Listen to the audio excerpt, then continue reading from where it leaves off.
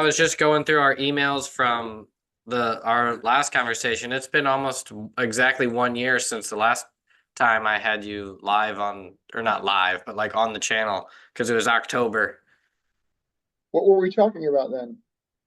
At that time, it was I don't know if it was like one of the issues or just in general, it was your Bloodline comic series. And I was like, it confused me because then I was looking at for this conversation and I was thinking the same thing because it's like it was almost the exact same conversation. It was like, hey, are you free anytime in the next month in like October, like a month time frame? I guess before we start talking about the game and everything that you're going to promote, just fill me in on everything since last year that you have done in the comic space, especially remind everybody of you starting and hosting the Heroic Awards, Heroic Awards. that whole Right. thing. Yeah. So you're right. A year ago, I was doing issue three actually of Orphan Bloodline, and I realized that there was a lot of great indie comics out there. I backed 60 different Kickstarters last year, but you know what, man? There were 3,000 created. I knew I wasn't getting them all. I knew I wasn't getting maybe even the best. I didn't know who knows what's out there. There's so much out there. And so I said, you know what? We need to create an actual, not pay to play, not popularity contest, an official, broad spectrum, wide sweeping award program that really pulls the diamonds from the rough in the indie community. And the indie comic of the year was the Few and Cursed out of Brazil, and they're now on issue 10, and they were getting like $40,000-$50,000 per Kickstarter on their issues.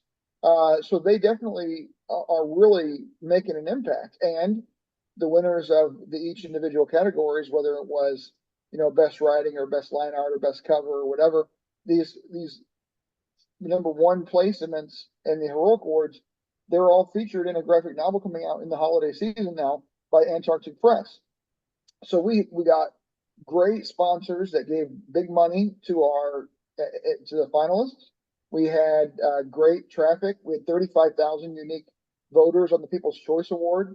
We Dang. had 200 nominees. We had 100 judges, all specialized in their category of a letterer or a colorist, and they only judge books on that topic.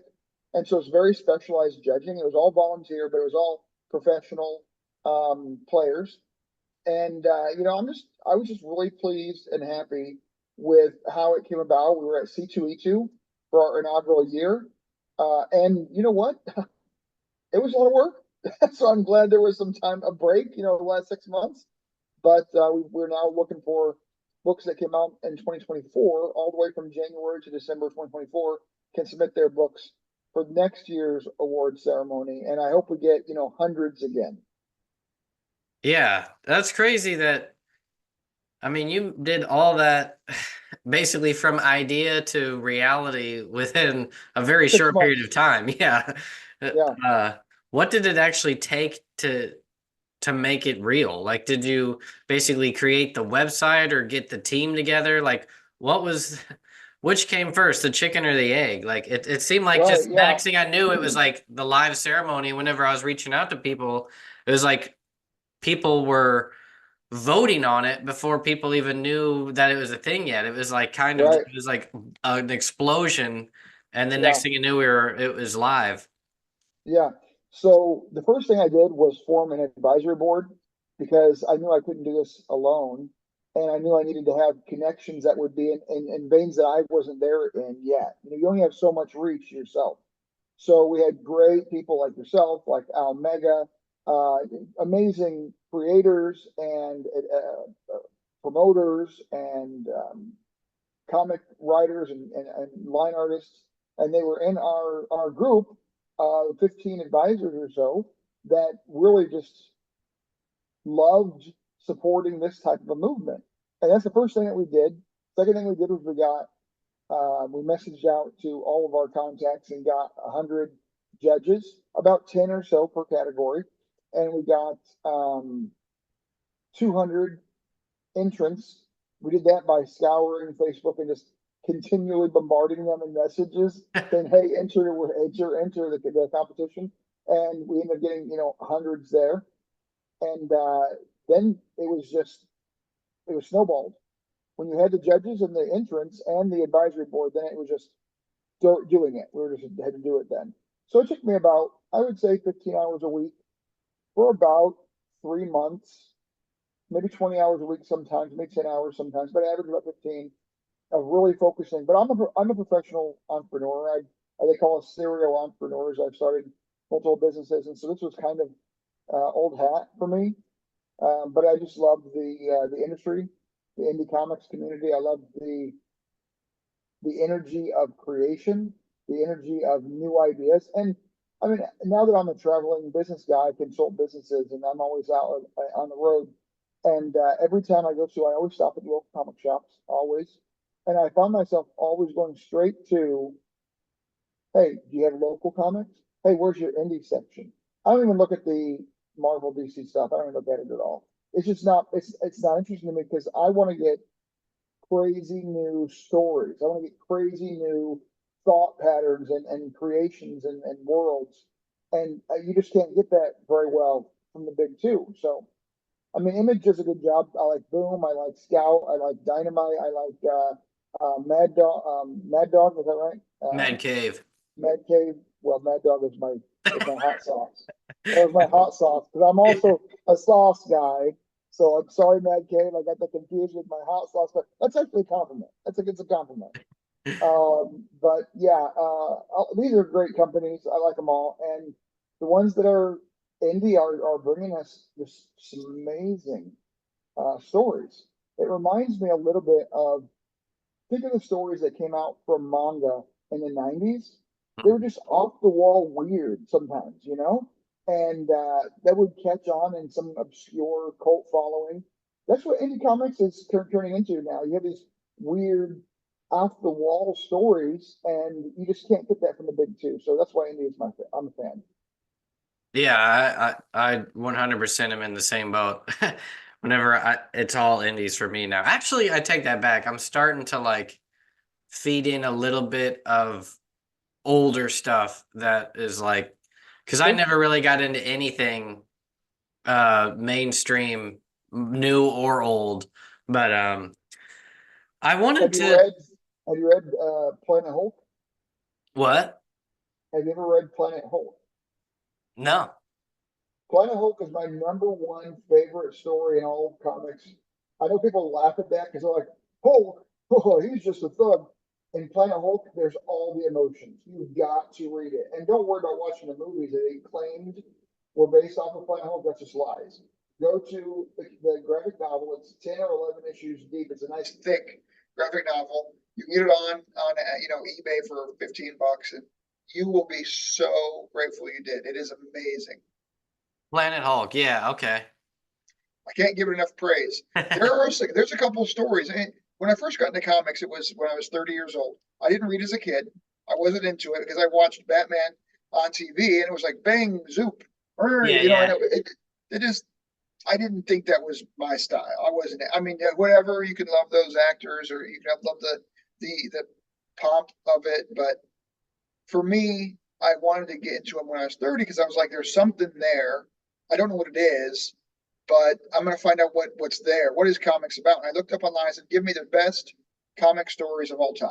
That's just it. I don't care the artist. I don't care the publisher. I don't care what age it is. The best storylines of all time. And I just started grabbing, one, two, three, four of those and reading them just to see if it was any good. Because if the best stories of all time aren't any good, then it's not for me. And I just was down a rabbit hole. I ended up reading a library of graphic novels from any time period, from any publisher, from any artist. Stories what got me, and I then said, now I get what comics is about. It's about fast-paced, great art, surprising character building, randomly changing stories that it just keeps you on your feet, keep you on your toes. Yeah, for sure. It If it's is done right, if it's done right. yeah, yeah. It's one of those to where it just like anything else, I guess, but it looks easy on the surface when you think about comics as someone that's not into them yet, and you're like, I can do that, or that's kind of, and then you start to get into it and you're like, oh no, this is a totally different medium, that when it comes to actually like what makes something good, it's like people, whenever they'll come up to me and they'll say uh, writing horror is easy, like anybody can write how to be scared or how to scare somebody, and it's like not necessarily, like to write good horror is Right. just as hard to write it as anything else. I can write easy love stories just as well as I can write easy horror stories, but writing good stories in any genre is an art form unto itself. There's no such thing as just like easy writing, I don't think. Um, I wanted to dive into a bit more this time into your past with entrepreneurship, because I think last time we talked, I didn't really know enough about you to even realize that we were lived basically in the same town and have Right. a lot of commonalities.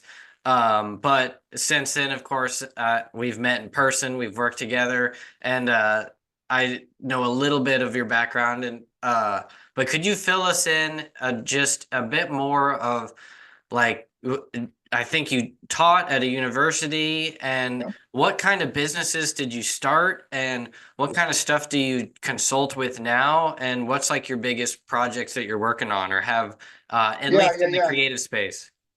So I started a textbook store back when textbooks were a thing. I knew they were a gimmick, but there was a market there before people were online. This is early 2000s, and we did 4 locations across 3 states.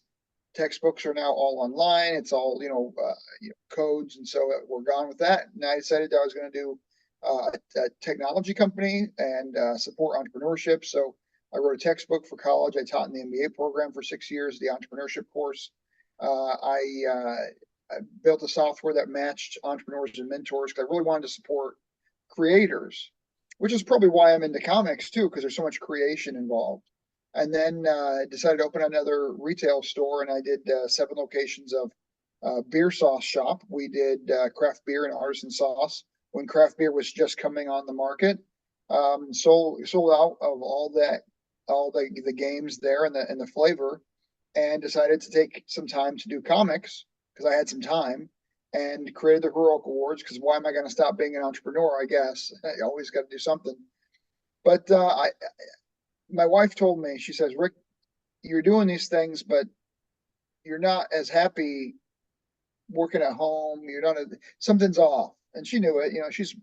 She knows me. She's a great woman, and she says to me, "You need to start applying this way for these jobs online." I'm like, "Apply for? I've not worked for somebody in 20 years. Why? Okay, fine, I'll do it. I'll take your advice."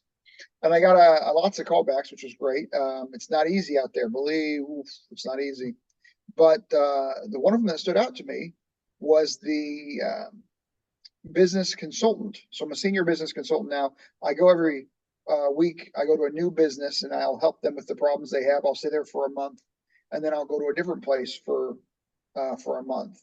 And I'm helping a company right now that's just I think we just found and discovered and developed and evolved the business. I think he's going to be maybe a million and a half more net next year. So I mean, it's exciting to help these businesses. It's exciting to see them grow, and it's just something I have. It's a knack. Some people can do really well at some sport or whatever. I don't have that skill. I tried to play chess once, did okay in chess, but this is just something that I have the knack for. So if it's my bailey in my bailiwick, my quiver.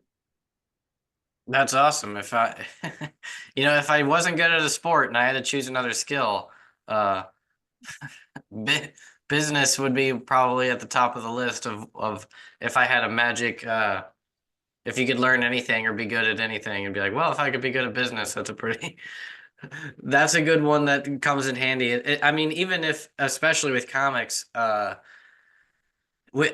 part of like why I do this, it's like, unfortunately, for creatives, sales does not come naturally. And Yeah, even the concept of just being salesy is almost like, I'll do anything to avoid that. Like my Yeah, whole purpose is to create and you to consume, not for me to be like hustling.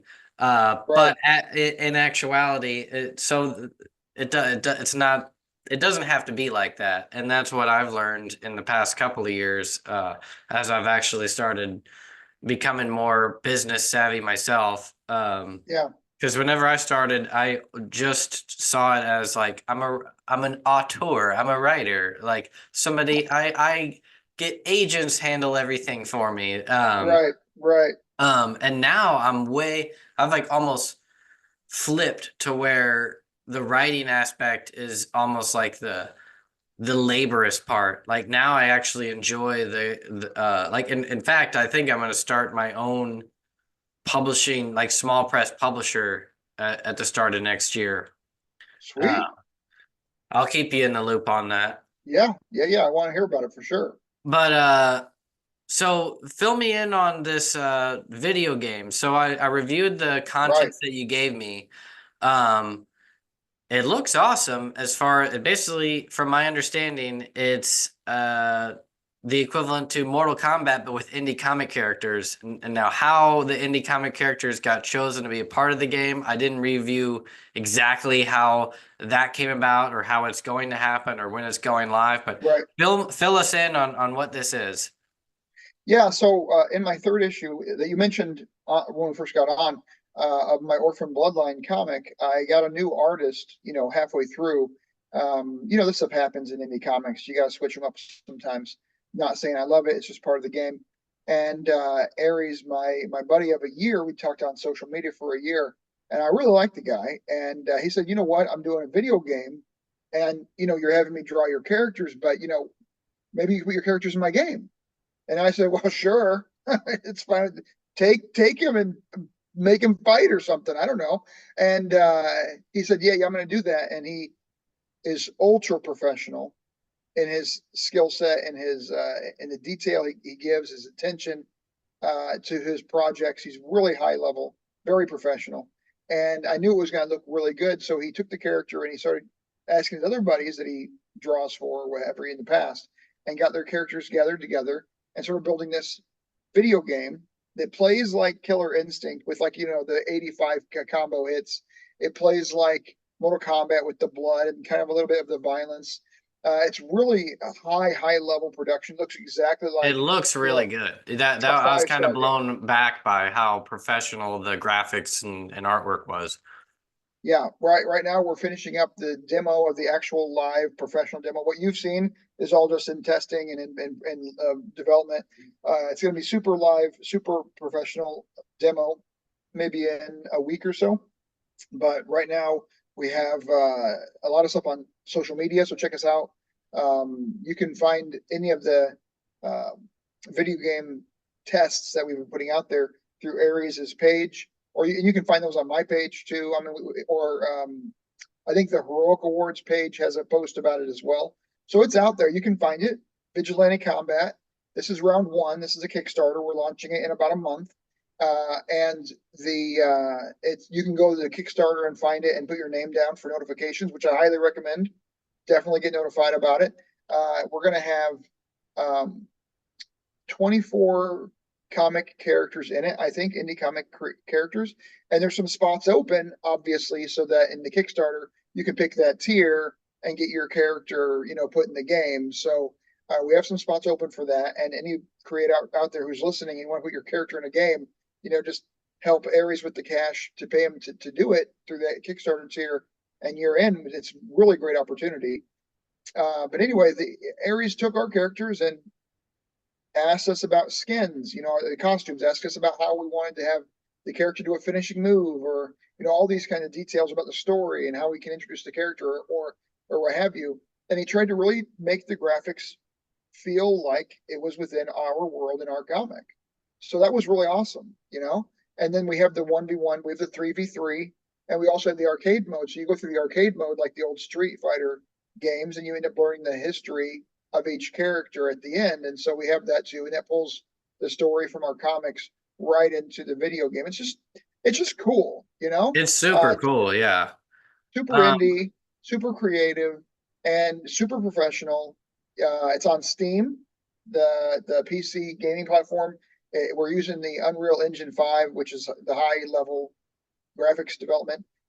He spent 70,000 bucks in buying all the different pieces that you use now to build a game. You buy certain pieces that are already built by a coder, and you can use it within your structure. So it's just he's really putting his heart into it. Let's get behind him and back him. And when you back him, you're backing 20 creators, and all of us get. I can't believe this. It's so generous of Aries. We all get a piece of the pie if our character is in there, and we get money from Kickstarter. He gives us some cash. I told him not to do it, but he's going to do it. So I mean, thank you to Aries. Aries the artist. I'll put in his info in there. I'll put in the links to the Kickstarter. The game is called Vigilante Combat. Yeah. 24 characters, plays like your like Guilty Gear or Mortal Kombat. It's character versus character, or like you said, 3 versus 3 arcade.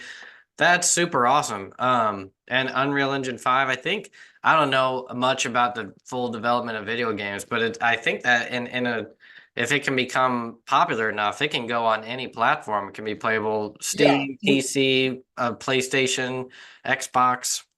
We have an in with Xbox and PlayStation. We already have an in there. Once we get it built and the Kickstarter goes and it's finalized and it's live and people are playing it online, we will move it over to the other platforms as long as the audience is excited about it. But I think it will be. It's a great. As far as indie video games go, they're usually kind of like chintzy, and nobody really cares because they're indie, right? This is ultra professional. I mean, this is not the same level.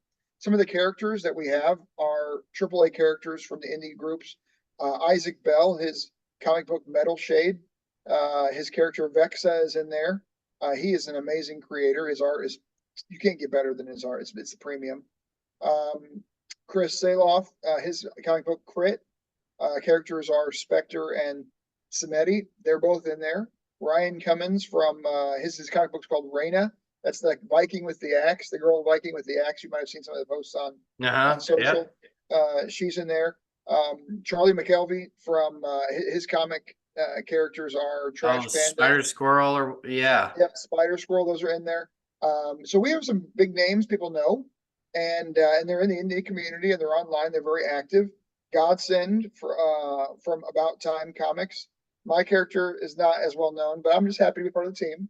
I'm happy to be here. It's fine. Oh, yeah. And to me, I see huge potential in the future. It's kind of like the indie comics community, although not that big on the grand scale, it's a very mighty squad, and you can get a dedicated group of people, and Yeah, if those that are into any of this lore, it you could get almost anybody involved. And so if it's your own character, it'd be like get on this game, or characters that you enjoy from anything else from, and then you are almost coming up with it's almost to where the player feels a part of the story, because you're like, well, I wonder what would happen if I put this character into this character, because they're all sort of from different universes.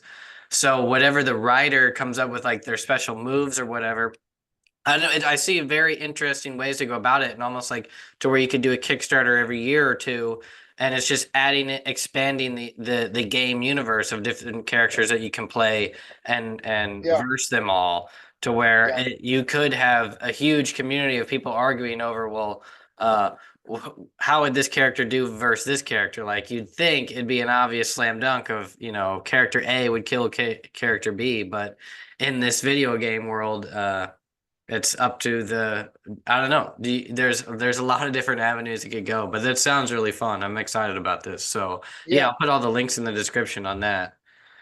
Our Um, our our version 2.0 does leave the fighting aspect and go to the open world combat. So you will be able to do like an Infamous 2 where you're using your powers within a city realm and you're, fighting the bad guys or whatever as you go on the street. We have that coming in 2.0. That's not part of this Kickstarter, but will be part of the next Kickstarter as our expansions take place. So we have a lot of great ideas. We're going to do a comic book graphic novel where all of our characters are within this in one megaverse, the megaverse, which is Ares' world, and so that's a crossover option there. There's lots of things we can do, lots of things, but the most important thing to do right now is to go to Kickstarter and follow the process of Vigilante Combat and support all these creators by backing one Kickstarter. You don't have to back 29. You can just back this one and support 20 people. So it's really a cool way to be part of this like supportive aspect of the community. Like I said, I backed 60 books last year, fewer this year, sadly. But sometimes you just got to get out there and be part of the team. So we're inviting people. How long is it live till? We don't have a final date. There's not a set date, but it's about 3 or so weeks or so from now. Okay. Yeah, it'll Um, be live. It'll be live all through oh, November. sorry. Yeah, it has right now we can just get notified. It hasn't actually, the Yeah, campaign hasn't officially begun yet. Okay. right. It's going to start probably end of October and go all the way through the Black Friday weekend, is my guess. Nice. Um, uh, sorry, my cat confused me there. No Um, worries. uh, You mentioned Halloween, horror earlier, and since Halloween's coming on the around the bend, I just wanted to say nobody does horror and thriller stories like indie comics. So anybody out there who does like the horror or the thriller genre, get on Kickstarter and start finding comics and stories because this is the time. People hold back their books that are in that genre until this next 30 days. So if you really like that genre, this is the time to be on Kickstarter and support some of those books. no, yeah, that's the thing. That's what I almost have to refrain from uh Yeah, promoting, and that's whenever because most of what I write is horror, sci-fi, and it's always launched in October, and I get right. bundled in with like the peak season, which is it has its benefits, but at the same time it's harder to stand out from the crowd. You have more competition.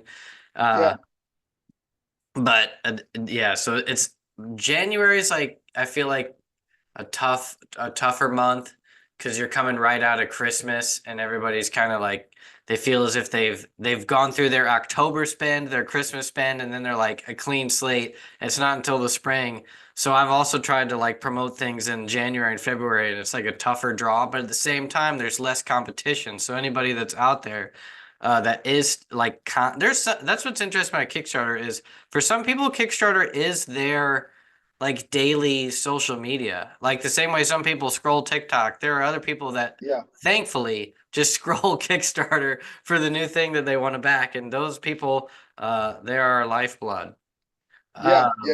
And you know, there's so many cool things on Kickstarter. Not even, I mean, look, we're talking about a video game that came out of indie comics that may have come out of novels before that, or now going to a tabletop RPG board game, which Orphan Bloodline is doing. There's all these crossovers, and Hmm. that's something really creative. It's I think that the wave of now and the future of creative people to help them stand out is to have some kind of a cross to a slightly different genre within your creative sphere. I think that's what has to happen to stay relevant. There's too much out there; it's hard to break through. Oh yeah, for sure. Absolutely. That's part of what my journey has become is I started out thinking I just write movies or write comics, and now it's like no, the you create stories, you create worlds, and those worlds can expand a lot of different medium, video games, uh tabletop games, not just the board games, but the same way people play Warhammer and things like that, to where Yeah, or Dungeons and Dragons, and I've you gotten a could lot more do. into get like the process of actually writing games. I actually wrote a Yeah, card game, which I never yeah, even thought of as a thing to write a game until a few years ago. In the sense of writing the like almost doing it's like doing math. Like if I have because I wrote the game based upon a classic card deck of 13 cards, yeah, and then wrote to where I'm changing the faces, and but it was basically like trying to actually like I guess you'd call that game theory, like you math it out, like yeah, or an algorithm of if this then that, and am I ever going to be too much too short? You would I feel right. like you know you're more smart might not be the right word, but just affluent in the world of game engineering or all just all You around know, financing and I've tried. I did turn Orphan Bloodline into a TTRPG. I think it's a great setup when I've played it, which has not been too many times so far. People say they love the rules. They love how I've taken the 5e rules and added upon them with some amazing twists. So I think there's some cool stuff there. But you can't just stop with one expansion. I took my comic and turned it into a tarot deck. I mean, you have to do anything that makes sense. You have Yeah. to go with. And then when you go to these cons and you have your table, you don't just have your book. You have your 3 issues with 2 different covers, but you also have your TTRPG. You also have your D&D dice that are in your style. You have your plushies. You have your T-shirts, obviously. You have all this merch, tarot deck cards, your card game, because you want to be able to offer people more than just the one thing, so you can make some money. I mean, making money is so tough in the small time market that we have. Yeah, it's great.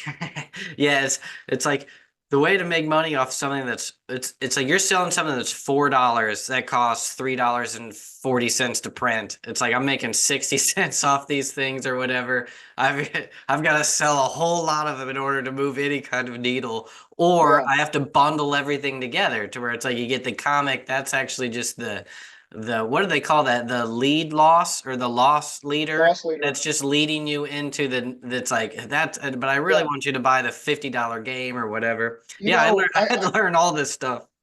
I sold at my first Comic Con. I put my stickers, my comic book stickers, on some barbecue rubs that I had from my beer sauce shop, and sold them as Orphan Bloodline rub, and we sold 20 of them. I mean, you don't know what you're going to sell. You just throw it, put stuff together. So that's I would recommend that to people who are doing cons, is to bring more merch, different merch, and then to talk to people when they come by and try to drag them into your booth if you can. Uh, I'll tell you, somebody who does a really good job is Henri Compton. What's his last name? Compman. I'm I gonna look might about. I might know if I saw the face or the name I'm gonna look written. about. On it's Henri. Yeah, Compen. I mean, it's a foreign language, so Oh, but okay. he does amazing at the booth. He sells out thousands of copies every con, and if you go on there and message him, he'll tell you how he does it. He's sly. He's good. He offers big bundle packages, marks them way down. He does it smart. There's a Oh, way to do yeah, it. it's spelled like Onrey. Yes, I know Yeah, exactly what you're talking about. yeah. Yeah, that guy. He has cool books. He has cool art. He has cool stories. He's a cool personality. He's just cool. Yeah, it seems like if you have the right combination of charisma and a great product and familiarity with just how to socialize, you're gonna do well. Because yeah, I've talked to people at cons. It totally blew my mind. One of the first ones I went to as a vendor, I was Yeah, expecting everybody to sort of uh not make much more than a few $100s. Like I thought that was the norm. right.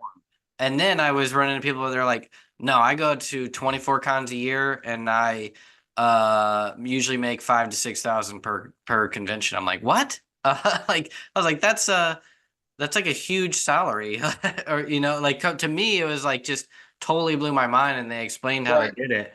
Um it's I feel as if it's a bit easier as an artist, but really it's not that you're the artist. It's just like you were saying, you need a lot of content. You need to have a lot to sell Yeah. and not just like Yeah. one thing. Yeah. But yeah, there is a whole science to it that I'm actually tabling at 2 cons this month. I'll be at R-Con in St. Louis, that science fiction and fantasy uh convention in Collinsville later this month, and then I'll also be at Right. Slice SLICE. Do you know that one? The St. I have Louis heard of it. Independent Comics Expo.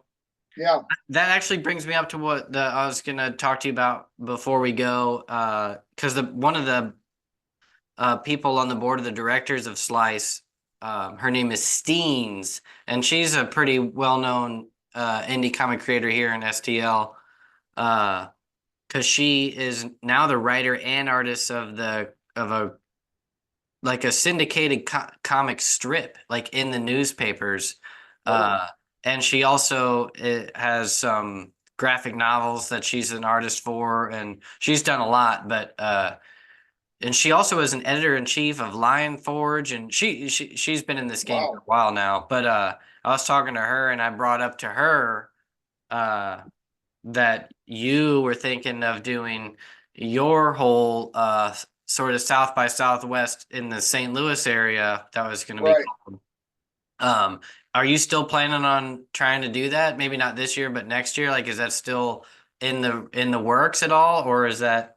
So we definitely had and still have great traction. The problem we ran into was finding a place that we could do it where the cost wouldn't make the endeavor uh, no money. We want to Yeah, be able to make some money. Why do the big event where it takes you 20, 30 hours a week for 8 months to put it together and then walk away with 15 grand? It's just not, it's not enough.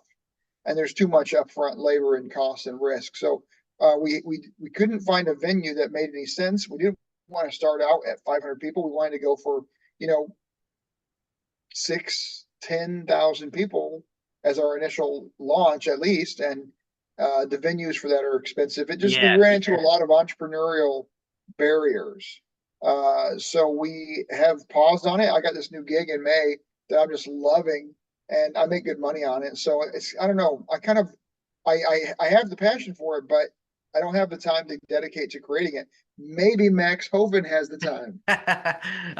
Man, I barely have time to do what I'm already doing, but but at the same time, that is like always on the back of my mind of Yeah, the brand hey, is like that the it brand. basically like when talking to her, it's like as I come in, talking to people that sort of have like because she basically runs Slice, and it's like she knows a lot of the people that would be involved in doing the indie con or like the indie fest that we want to Yeah, do sort of the massive one. And so like anytime I get players that might be involved, I just take note and add them to like the list of like if we were to like right, finally pull the right. trigger, who to call. um Absolutely. but I'm not like that with everything I do now because it seems like it's just like writing to where things snowball. It's like, oh, I know this person who now knows this person. Like, let's get those two together. And it's just like producing. Like you're basically just building teams and delegating out tasks. I know you Absolutely. know how to do that after doing Heroic Awards. Yeah, we wanted to do Imagine Indie, which is the comic convention you're talking about in St. Louis, and we wanted Heroic Awards to do its award ceremony there.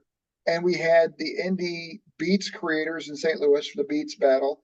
They were set to do their big competition of their beats there. And we had obviously a whole slew of independent creators that were going to have tables there because of our Heroic Awards connections and artists and judges who have full time art and other parts of the industry that would have tables. And we had a huge lineup. We have the lineup. We have it all there, but we haven't had success with the venue. Yeah, that's the thing is, yeah, you get that number of like, here's what's coming in.